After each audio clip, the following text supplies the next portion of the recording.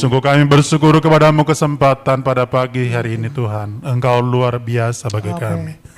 Engkau Tuhan yang tidak pernah meninggalkan orang-orang yang percaya.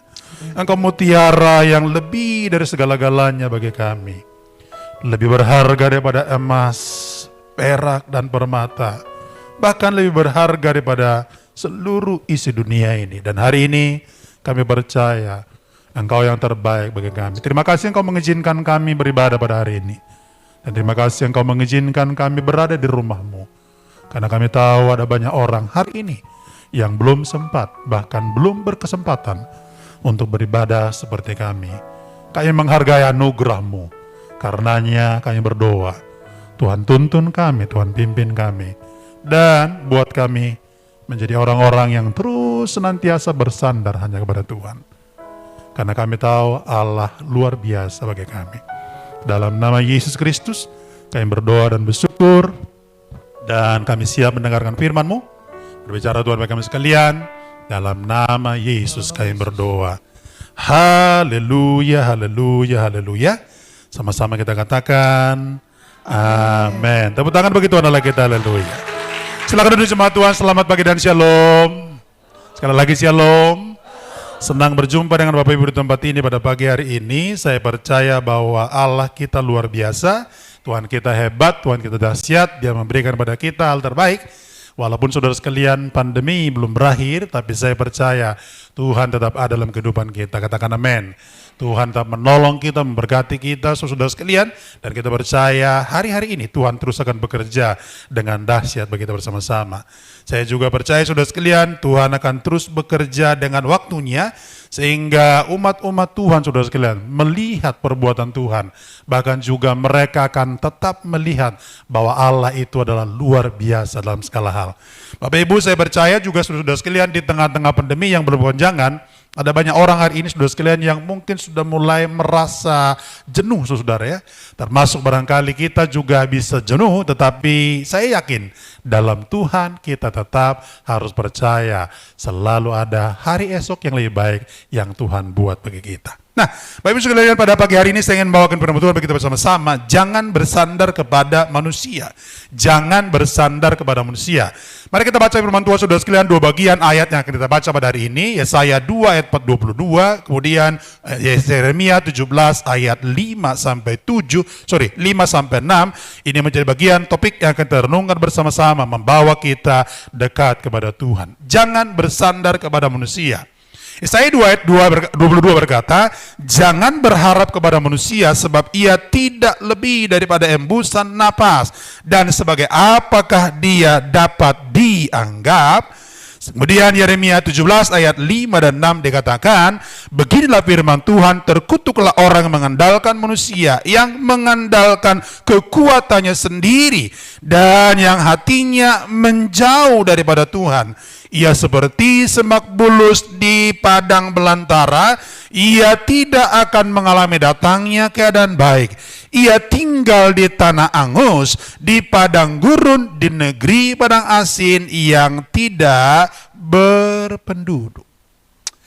Bapak Ibu, seringkali kita menjadi orang-orang yang merasa kita kuat, merasa kita mampu, merasa kita bisa. Akhirnya kita kadang-kadang saudara sekalian mulai mengandalkan kemampuan kita.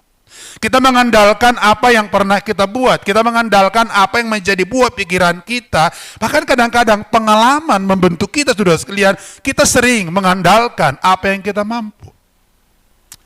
Pada titik positif saudara sekalian, sebenarnya itu tidak masalah. Tapi persoalannya adalah hati-hati. Karena kadang-kadang kemampuan manusia, bahkan pengalaman manusia, kadang-kadang bisa menggeser Tuhan yang besar saudara.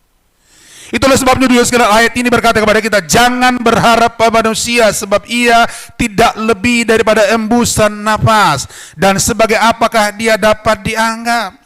Jangan berharap pada manusia. Kenapa? Terkutuklah orang yang mengandalkan manusia, yang mengandalkan kekuatannya, yang hatinya menjauh dari Tuhan. Ini persoalannya. Kalau saudara dalam posisi yang positif mengerjakan ini, sebenarnya tidak ada persoalan. Makanya Alkitab melarang kita mengandalkan manusia, saudara sekalian. Kenapa? cara ini cenderung membawa kita jauh dari Tuhan.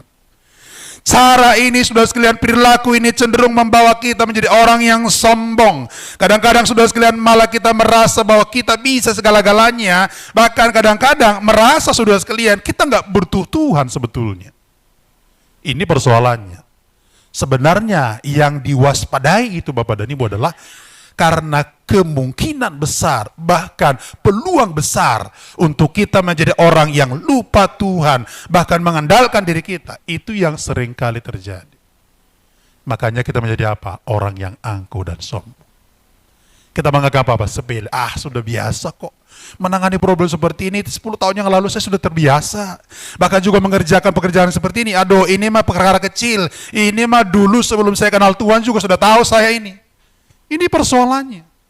Artinya saudara sekalian, menjadikan kita orang sombong, merasa diri mampu, merasa diri saudara sekalian bisa, dan cenderung saudara sekalian, sikap ini akan membawa kita menjadi orang yang tidak menyenangkan Tuhan. Saya sangat berharap seluruh jemaat Tuhan di tempat ini, kita terus bersandar pada Tuhan. Katakan amin.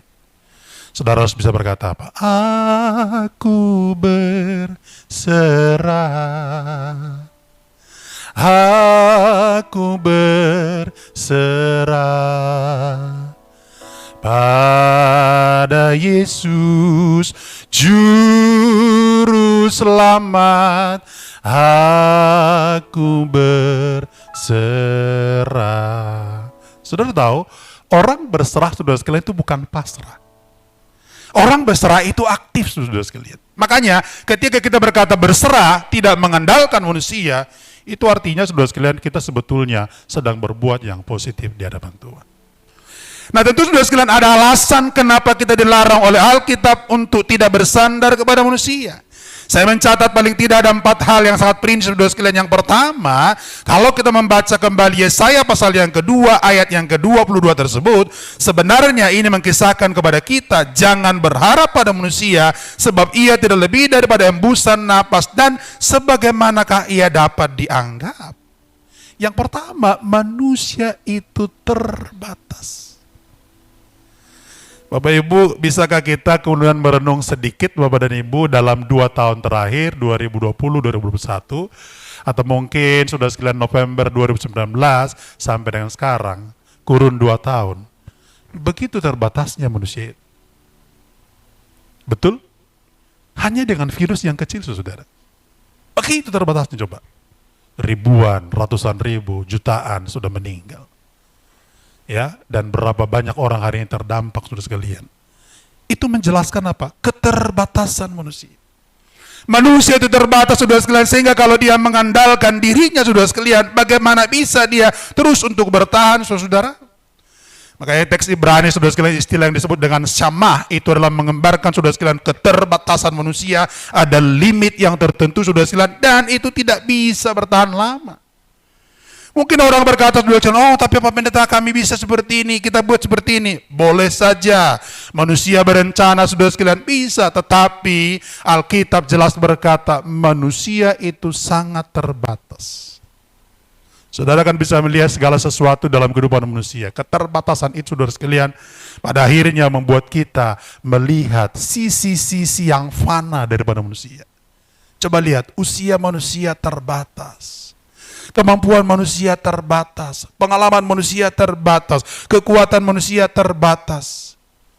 Orang mungkin berkata, oh kalau dia dokter pastilah dia akan lepas dari penyakit. Justru dokter juga yang paling banyak sakit, saudara sekalian. Orang berkata, oh kalau pendeta berdoa maka pasti pendeta akan dijawab oleh Tuhan. Kadang-kadang juga enggak, saudara. Artinya apa, saudara sekalian? Jelas bahwa ini menandakan manusia itu begitu terbatas. Menarik disimak, saudara sekalian, dalam teks terjemahan bahasa Indonesia dikatakan begini, jangan berharap kepada manusia fana sebab ia tidak berharga. Saudara bayangkan? Jangan berharap kepada manusia sebab ia tidak berharga. Dalam 2 bulan terakhir, saudara sekalian, di keluarga kami ada 4 yang meninggal, saudara. Ya, 4 yang meninggal. Pertama-tama, saudara sekalian, ipar saya, kemudian saudara sekalian yang kedua adalah istrinya Pendeta Padan Marbun, Lalu yang ketiga, saudara sekalian, adiknya mama saya, saudara. Kemudian saudara sekalian, yang terakhir dalam 1 minggu yang lalu, saudara sekalian, bapak saya beradik, saudara sekalian, terus anaknya meninggal dalam 2 bulan terakhir, saudara. Memang ada banyak penyakit, saudara. Dan ternyata, saudara sekalian, penyakit itu menandakan bahwa terbatasnya manusia. Penyakit itu menandakan, saudara, terbatasnya kehidupan manusia. Kalau saudara belajar Alkitab, penyakit itu nggak pernah diciptakan Tuhan. Tuhan menciptakan manusia itu jelas, dia adalah sempurna. Tetapi saudara sekalian, asal mula penyakit ketika dosa turun, bahkan juga ada dalam manusia, kemudian apa yang terjadi? Lalu tubuh manusia itu yang penuh dengan dosa mengalami kerapuhan dan kemudian mengalami, saudara sekalian, berbagai macam segala sesuatu yang masalah di situ, dan penyakit menjadi bagian yang ada dalam tubuh manusia sebelum dia meninggal, saudara. Makanya kadang-kadang kalau orang percaya berkata, "Pak, kalau kita orang percaya masa sakit sih? Emang Tuhan kasih penyakit?" Bapak Ibu, teori Alkitab tentang penyakit yang pertama adalah karena dosa, yang kedua adalah karena iblis. Dalam Alkitab cukup banyak sudah sekalian jelaskan bahwa karena iblis dikuasai setan, kemudian orang itu sakit dan seterusnya. Tetapi jangan lupa saudara sekalian, ada juga yang sakit gara-gara apa? Gara-gara kesalahan manusia. Human error, saudara sekalian, itu membuat kita menjadi apa? Sakit. Kecuali yang satu ini, saudara sekalian, sakit yang diizinkan Tuhan tanda petik untuk menyatakan kemuliaannya. Seperti Ayub misalkan, saudara sekalian. Atau misalkan seperti Injil Yohanes pasal 9 ayat 1-4. Siapa yang berdosa? Anak itu atau ibunya? Kenapa dia buta? Memang konsep orang Yahudi, saudara sekalian, setiap kali ada yang namanya penyakit, itu selalu bicara tentang apa? Dosa, saudara-saudara. Makanya murid-murid bertanya, "Guru, siapa yang berdosa? Orang itu atau orang tuanya?" Yesus jawab apa?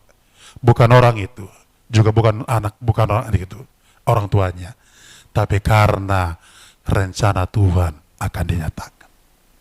Saudara, itu sebabnya keterbatasan manusia juga sudah sekalian terjadi. Makanya Alkitab katakan, berhenti untuk berharap pada manusia. Stop trusting human being. Dan saya percaya saudara sekalian, inilah yang membuat kita kemudian berkata apa? Jangan bersandar kepada manusia. Jangan bersandar kepada manusia. Kalau saudara membaca dalam Ibrani pasalnya yang ke-14, saudara sekalian, 4 maksud saya. Ibrani pasalnya yang ke-4, ayat 14, firman Tuhan berkata kepada kita demikian. Karena kita mempunyai imam besar yang agung yang telah melintasi semua langit, yaitu Yesus Kristus anak Allah. Baiklah kita teguh berpegang pada pengakuan iman kita. Ini mau menggambarkan apa, saudara sekalian? Sebetulnya ini menjelaskan kepada kita bahwa Tuhan itu luar biasa. Lalu kalau saudara membaca di dalam Yakobus, jangan-jangan saya salah saudara-saudara ya. Yakobus sebetulnya, Yakobus pasalnya yang ke-4, saudara ya. Kitab Yakobus pasal yang ke-4 ayat 14. Maaf, saya salah teks kayaknya. Dikatakan apa? Sedang kamu tidak tahu apa yang terjadi besok. Apakah arti hidupmu itu? Hidupmu itu sama seperti uap yang sebentar saja kelihatan lalu lenyap. Itu menggambarkan apa? Manusia begitu terbatas. Manusia begitu terbatas. Jadi Bapak Ibu dan Tuhan, ingin saya katakan pada kita, jangan pernah berharap bersandar pada manusia. Katakan amin. Yang kedua, saudara-saudara sekalian, kenapa kita dilarang tidak berhandar kepada manusia? Kalau membaca Mazmur 146 ayat 3 dan 4 dikatakan, jangan percaya kepada bangsawan, kepada anak manusia yang tidak dapat memberikan keselamatan. Apabila nyawanya melayang, ia kembali ke tanah. Pada hari itu juga lenyaplah maksud-maksudnya. Berbahagialah orang yang mempunyai Allah Yakub sebagai penolong, yang harapannya pada Tuhan Allahnya. Banyak kali kita saudara sekalian cenderung berharap kepada orang tertentu. Kalau kita lihat dia punya lebih dari kita coba berharap kepada dia. Kita lihat dia lebih pintar, saudara sekalian, kita coba berharap pada dia. Kita lihat, saudara sekalian, mungkin dia lebih daripada kita dalam banyak hal, kadang-kadang kita berharap. Alkitab katakan apa? Jangan percaya kepada bangsawan. Jangan percaya kepada anak manusia yang tidak dapat memberikan keselamatan. Bapak Ibu, kata anak manusia di sini ini bukan menjelaskan Yesus ya, bukan. Karena kan di dalam kitab Injil saudara sekalian nanti di dalam Injil Matius, Markus, Lukas, Yohanes cenderung penyebutan nama anak manusia itu adalah menggambarkan Yesus. Tapi di sini adalah murni anak manusia seperti kita. Jangan percaya kepada anak manusia yang tidak dapat memberikan keselamatan. Apabila nyawanya melayang, ia kembali ke tanah. Pada hari itu juga lenyaplah maksud-maksudnya. Ini mau menyadarkan kita, saudara sekalian, bagaimanapun kehidupan manusia, seperti apapun statusnya, seperti apapun pengalamannya, seperti apapun kedudukannya, saudara sekalian, hal ini tidak boleh menjadi sandaran. Kenapa? Sekali lagi, manusia cenderung mengecewakan. Saya yakin di antara kita pada pagi hari ini banyak yang pernah ataupun sering kecewa. Ya, sebagai pendeta, kira-kira apakah saya pernah kecewa? Oh, sering, saudara sekalian ya. Kadang-kadang saudara sekalian dijanjikan A, B, C, D, tapi kemudian dalam perjalanan ternyata janji itu hanya tinggal janji. Makanya saya berkata, saudara, janji-janji, tinggal janji. Itu aja.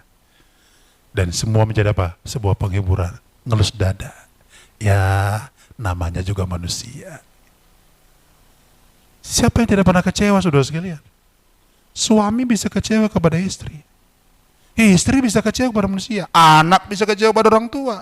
Orang tua bisa juga kecewa pada anak, saudara sekalian. Pendeta bisa kecewa kepada jemaat, bisa. Jemaat bisa kecewa kepada pendeta, bisa, saudara. Manusia cenderung mengecewakan dan hanya cenderung memperhatikan pada bagian dirinya. Makanya manusia, saudara sekalian, itu cenderung memikirkan dirinya sendiri, sehingga kadang-kadang itulah yang membuat manusia tersebut, saudara sekalian, sangat-sangat mengecewakan yang lain. Waktu pandemi, saudara sekalian, terjadi, akhirnya saya dan istri harus putar haluan. Yang menarik, saudara sekalian, di masa pandemi, justru di masa pandemi ini pengalaman pahit, saudara sekalian, di dalam pekerjaan dan juga di dalam kantor. Ya, istri saya yang selama ini, saudara sekalian, sebagai seorang direktur, kemudian karena sudah terjadi yang namanya RUPS segala macam, dan juga karena politik di dalam, saudara sekalian, yang makin tinggi, akhirnya semua diganti begitu. Ya, masih saudara sekalian merasa masih oke lah, soalnya masih ada dua bagian yang masih bisa dikerjakan. Walaupun dia tidak direktur, tapi dia masih menjadi komut di dalam dua anak perusahaan. Ternyata dalam beberapa bulan, saudara sekalian, si direktur utama, saudara sekalian, membuat polisi. Tidak boleh ada di dua anak perusahaan menjadi komut. Akhirnya dipotong satu, tinggal satu. Aduh. Ya kan, biasanya kan pola pikirnya apa? Oh, itu kan adalah merupakan sumber kehidupan, rezeki, dan seterusnya. Lalu kemudian saya berkata pada istri begini, kalau kita terus melihat itu, nanti kita tidak akan pernah bisa, saudara sekalian, merasa kita diberkati Tuhan. Ayo kita mulai sesuatu.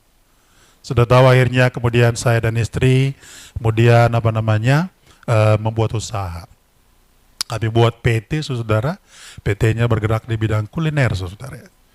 Nah, yang menarik, saudara sekalian, itu dalam kurun waktu Oktober 2020 sampai dengan Desember Januari 2021, saudara, kami buka kuliner di 4, 5, 6 tempat. 3 di Jakarta, lalu 3 di Depok, 1 menyusul pada bulan Januari akhir di Jogja, saudara. Buka. Luar biasa. Berjalan dengan baik. Yang menarik, saudara sekalian, dalam perjalanan, ini kadang-kadang membuat kita menjadi kecewa. Kita hire anak Tuhan, saudara sekalian, untuk menjadi karyawan, menjadi manajer, bahkan salah satu diantaranya kita buatkan dia menjadi direktur, begitu, untuk mengelola segala-galanya. Tetapi ini yang menarik, saudara sekalian, ya. Saya kadang-kadang lagi bertanya-tanya sekarang ini, Tuhan, ini kalau begini gimana ya? Nah, tiba-tiba, saudara sekalian, beberapa waktu kemudian lalu berkata, Pak, saya mau resign. Waduh, saya bilang, loh ini perusahaan kan sebetulnya kan didirikan karena untuk menolong kalian juga sebetulnya. Iya kan? Saya sebagai owner dan ibu, saya bilang, kita belum berharap apa-apa dari perusahaan. Belum berharap untung, yang penting bisa dulu jalan dulu dengan baik begitu kira-kira. Yang menarik saudara sekalian, tiba-tiba dia berkata, saya mau keluar dan begini-begini. Justru yang menyesakkan saudara sekalian, dia keluar, kemudian juga bawa temannya. Waduh, pusing saudara. Dalam hati saya berkata, padahal kita udah kenal lama, sudah jadi anak Tuhan. Sudah tahu, ini adalah sifat manusia, cenderung mengecewakan. Kalau kita sudah sekalian mau beralih dari situ, harusnya kita mulai mengelus dada dan berkata, biar kiranya semua terjadi, tapi Tuhan tolong kita. Alkitab juga banyak sudah sekalian menjelaskan orang-orang yang kecewa. Kalau saudara misalkan melihat dalam Alkitab, ketika bicara tentang keturunan pertama, Adam dan Hawa, Kain dan Habel, bukankah saudara sekalian perbuatan Kain itu juga mengecewakan? Sama juga pada kasusnya Yusuf, saudara sekalian. Yusuf dibenci saudaranya, sangat mengecewakan. Apalagi bagi Yakub, saudara sekalian, yang sangat cinta kepada Yusuf, ketika tahu saudara sekalian anaknya mati, tanda petik saudara, dia begitu saudara sekalian terguncang kehidupannya. Ada banyak contoh saudara sekalian di tengah-tengah kita bisa mengecewakan. Judas Iskariot juga sangat mengecewakan. Kenapa? Dia saudara sekalian mengkhianati Yesus yang selama ini selalu bersama dengan dia. Ini gambaran daripada manusia saudara sekalian selalu mengecewakan. Makanya jangan bersandar kepada manusia, kata Alkitab saudara sekalian. Kenapa manusia itu cenderung mengecewakan? Saya berharap saudara sekalian, saudara mulai belajar. Mari kita tidak mengecewakan orang lain. Cuman satu yang tidak mengecewakan kita, Yesus. Dia sahabat yang sejati. Amin saudara. Makanya persoalannya adalah mari kita dekat-dekat pada Yesus. Saya berdoa saudara sekalian, di antara kita menjadi jemaat-jemaat yang dewasa, sehingga kita satu dan yang lain tidak mengecewakan orang lain. Kita bisa membuat diri kita menjadi teman, menjadi sahabat, menjadi penolong, menjadi penopang. Bahkan kita mensupport mereka. Dijauhkan Tuhan saudara sekalian dari kita sifat-sifat yang mengecewakan orang lain. Amin. Dan itu akan membawa kita berkenan di hadapan Tuhan. Yang ketiga saudara sekalian, kenapa kita dilarang jangan bersandar pada manusia? Jawabannya adalah, kalau baca Mazmur 118 ayat 6, kemudian Ibrani 13 ayat 6 dikatakan, manusia tidak bisa menggantikan Tuhan. Lihat, Alkitab katakan di dalam Ibrani, sebab itu dengan yakin kita dapat berkata, Tuhan adalah penolongku, aku tidak akan takut. Apakah yang akan dapat dilakukan manusia terhadap aku? The Lord is my helper, and I will not be afraid. What can man do to me? Tuhan itu penolong kita. Apa yang dapat dibuat manusia kepada kita? Artinya apa? Manusia tidak bisa menggantikan Tuhan. Seketika waktu mungkin saudara-saudara dan saya melihat bahwa manusia menolong dan mampu menolong kita. Tapi itu pertolongan sementara saudara sekalian. Anda kalau minta bantuan juga pada manusia saudara sekalian, sekali, dua kali, tiga kali dilayani. Tapi coba kalau keempat kali saudara sekalian, pasti akan membuat alasan saudara ya. Aduh, ini orang datang terus begitu kan. Apalagi saudara sekalian dia tahu pada saat yang tepat dia datang saudara ya. Lalu kita berkata, woi hebat kamu ya. Kamu tahu saat yang paling tepat kamu datang ya. Oh iya Pak, saya kan sudah baca gerak-geriknya katanya. Coba bayangkan. Apalagi kaitannya kepada saudara sekalian apa? Keselamatan. Manusia tidak bisa menggantikan akan Allah. Makanya saudara sekalian, kalau kita lihat manusia pada dasarnya itu saudara sekalian tidak bisa membuat posisi Tuhan tergeser. Kita harus bisa berkata seperti penulis Ibrani, Tuhan adalah penolongku. Apakah yang dapat dibuat oleh manusia kepadaku? Makanya berhenti berharap kepada manusia. Kalau Anda berharap kepada manusia saudara sekalian, cenderung kekecewaan, menggerutu, itu yang mungkin menjadi bagian kita. Tapi kalau saudara berharap pada Tuhan, Tuhan Allah yang luar biasa itu mengerjakan perkara-perkara besar. Itu sebabnya ini menggarisbawahi kita saudara sekalian. Manusia terbatas, jangan pernah mengharapkan dia. Manusia terbatas, ia pribadi yang fana. Maka setiap kali kita sudah melihat manusia, saudara harus misalnya dengan saya berkata, oh dia manusia, pasti ada kekurangannya.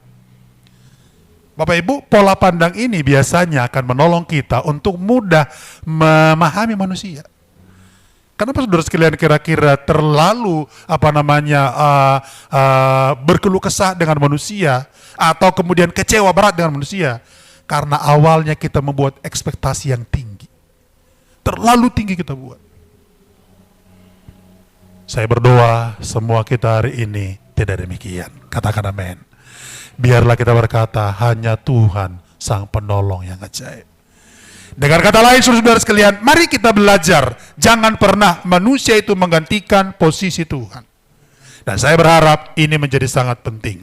Yang keempat dan yang terakhir saudara sekalian, kenapa kita dilarang saudara sekalian untuk bersandar pada manusia? Yeremia 17 ayat 5 berkata apa? Beginilah firman Tuhan, terkutuklah orang yang mengandalkan manusia, yang mengandalkan kekuatan sendiri, yang hatinya menjauh dari Tuhan. Ternyata mengandalkan manusia, kata Alkitab, terkutuklah orang yang mengandalkan. Mengandalkan manusia merupakan perbuatan terkutuk, berarti dilarang oleh Tuhan. Itu artinya saudara sekalian, terkutuk artinya tidak disukai oleh Tuhan, tidak berkenan kepada Tuhan. Perhatikan kata teks terjemahan Ibrani, saudara sekalian, kata arar itu menjelaskan manusia itu tidak diberkati atau cenderung mendapat kutuk. Tentu kalau kita baca saudara sekalian lalu kita renungkan dalam hal apa? Pasti saudara sekalian manusia yang seperti ini adalah manusia yang tidak berkenan kepada Tuhan. Itulah sebabnya dalam bahasa sehari-hari saudara sekalian kita bisa saja memaknai terkutuklah manusia terkutuklah orang yang mengandalkan manusia. Kenapa? Karena mereka jauh dari berkat Tuhan. Mereka tidak berkenan kepada Tuhan. Maka menurut saya saudara sekalian, orang-orang seperti ini saudara-saudara tidak layak kita jadikan sandaran dalam hidup ini. Tetap kepada Tuhan sandaranmu. Amin. Ada pergumulan, tetap komunikasikan kepada Tuhan. Ada persoalan anak, istri, suami, persoalan pekerjaan, masa depan, tetap pada Tuhan. Dan menurut saya saudara sekalian, di sini letaknya semua kita akan belajar untuk terus dan selalu memandang kepada Tuhan. Saudara saya misalkan berkata memandang Tuhan itulah yang utama. Makanya persoalan ini menjadi penting. Orang mengandalkan manusia saudara sekalian itu biasanya cirinya selalu berpusat pada dirinya, egosentris. Dia tidak memandang ke atas tapi memandang pada dirinya. Saudara ingat dalam perjanjian baru Yesus saudara sekalian pernah memberikan contoh orang kaya yang bodoh. Dia berkata apa? Hai jiwaku, tertumpuk bagimu harta turun-temurun. Dan seterusnya dan seterusnya. Tapi kalimat firman Tuhan berkata, hai orang bodoh, untuk siapakah itu nanti? Karena malam ini jiwamu akan diambil. Sudah tahu itu artinya apa? Itu adalah ketika orang mengandalkan dirinya. Ketika orang mengandalkan akan apa yang ada padanya. Tentu saudara sekalian, saya ingin berkata kepada kita bersama-sama, mengandalkan manusia saudara sekalian, itu artinya apa? Bukan soal hanya mengandalkan orang, tapi juga termasuk diri kita. Kadang-kadang kan saudara sekalian mengandalkan manusia, kita merasa bahwa orang lain yang kita andalkan. Enggak, kita juga sebetulnya. Makanya di sinilah letaknya saudara sekalian, sebetulnya bagaimana kita mengelola kehidupan kita bersama-sama. Orang percaya, saya beritahu kepada kita bersama-sama, harus selalu bergantung pada Tuhan. Harus selalu bergantung kepada Dia. Makanya ini persoalannya. Umumnya orang-orang seperti ini saudara sekalian adalah orang-orang yang dewasa dalam Tuhan. Orang yang belum dewasa, terlalu banyak saudara sekalian mereka mengandalkan diri sendiri. Alkitab menandaskan kepada kita saudara sekalian bahwa mengandalkan manusia itu adalah perbuatan terkutuk. Berarti tidak berkenan kepada Tuhan. Itu tidak dikehendaki Tuhan. Itu sebabnya perintah jangan bersandar pada manusia, saudara-saudara sekalian. Harusnya ini bagi kita bersama-sama. Yang pertama, teguran. Teguran kalau apa Bapak Ibu? Teguran kalau kita selama ini pernah mengerjakan hal yang salah. Tapi sekaligus menjadi nasihat, supaya apa? Dari sini dan ke depan, jalan kita lurus terus, dituntun oleh Tuhan di dalam koridor kehendaknya. Saya sangat percaya, saudara-saudara sekalian, orang yang relasinya intim dengan Tuhan, saudara sekalian, kecil kemungkinannya mereka mengandalkan dirinya. Kenapa? Sederhana Bapak Ibu, bagi kita bangun pagi itu adalah karena anugerah. Bagi kita bekerja itulah karena anugerah. Berarti apa? Kembali lagi semua bersandar pada Dia. Iya kan? Cuma mungkin barangkali Bapak dan Ibu karena kita sudah biasa begitu ya, sudah biasa, kemudian dalam kebiasaan tersebut kita menganggap ya sudah seperti ritme kehidupan yang berlaku begitu kan, dari pagi, siang, malam, kemudian pagi lagi. Saudara, dalam hidup ini tidak ada yang namanya ritme kehidupan yang di dalamnya Tuhan tidak ambil bagian. Tidak ada. Makanya saudara sekalian, kesadaran kita, penyerahan diri kita harus selalu bawa kepada Tuhan. Dan menurut saya, di sinilah letaknya setiap kita bersama-sama sadar akan kelemahan kita. Sadar akan keterbatasan kita. Kalau kita sadar akan hal ini saudara sekalian, menurut saya apa yang akan kita lakukan? Kita akan terus mengandalkan Tuhan. Mazmur pasalnya yang ke-37 saudara sekalian, ayatnya yang ke-3 sampai dengan 5, firman Tuhan berkata seperti ini. Mazmur pasalnya yang ke-37 ayat 3 sampai 5. Percayalah kepada Tuhan dan lakukanlah yang baik. Diamlah di negeri dan berlakulah dengan setia dan bergembiralah karena Tuhan, maka Ia akan memberikan kepadamu apa yang diinginkan hatimu. Serahkanlah hidupmu kepada Tuhan dan percayalah kepadanya dan Ia akan bertindak. Bapak Ibu, ayat ini yang menjadi rema bagi kehidupan saya mulai dari tahun lalu sampai dengan hari ini. Sederhana pola pikirnya. Semenjak pandemi saudara sekalian, mulai 15 Maret 2020, gereja sampai hari ini yang saya layani itu online. Itu online. Dan gereja ketika online, saudara sekalian, banyak problemnya. Sebenarnya secara ilmiah, saudara sekalian, ini sudah banyak dibahas. Bilangan Research Center sudah bahas. Kemudian beberapa STT yang ada di Indonesia juga sudah bahas. Amanat Agung misalnya, STT Inti misalnya. Termasuk pusat riset Bethel, saudara sekalian, sudah membahas. Rata-rata, saudara sekalian, 60-80% keuangan gereja turun selama pandemi. Kenapa? Ya jelas. Jemaat juga saudara sekalian tidak bisa bekerja dengan bebas, kemudian juga kalau mau ke gereja juga belum tentu bisa. Ya, apalagi saudara sekalian dengan sistem pemberian persembahan saudara sekalian online, entahkah itu dengan QR atau transfer segala macam. Ternyata saudara sekalian itu juga belum semua jemaat juga merasa seperti itu. Lalu saudara sekalian apa yang terjadi? 15 Maret sampai dengan 15 Maret 2021, 1 tahun. Saya merenung saudara sekalian sesuatu yang luar biasa. Yang menarik adalah, meskipun gereja online, hamba-hamba Tuhan tetap harus disupport. Jemaat-jemaat beberapa kali saudara sekalian harus diberikan yang namanya topangan. Bagi saya sangat sederhana. 1 tahun bisa berdiri dan survive, itu adalah karena mengandalkan Tuhan. Maka saya berkata begini, apapun boleh terjadi, kalau Tuhan yang bersama, saya yakin segala-galanya akan selesai. Bapak Ibu, pengalaman saya, akhirnya saudara sekalian, tema inilah yang kemudian menjadi semacam guideline dalam saya melayani. Makanya di tahun ini saudara sekalian, kami menggumuli apa? Penyerahan diri total kepada Tuhan. Tidak kepada manusia, tidak kepada siapa-siapa, tapi kepada Tuhan. Saya berdoa supaya kita semua diberkati Tuhan dan kita di bawah Tuhan mengalami sukacita dan jangan bersandar pada manusia, tapi andalkanlah Tuhan. Tuhan memberkati kita bersama-sama. Amin untuk firman Tuhan.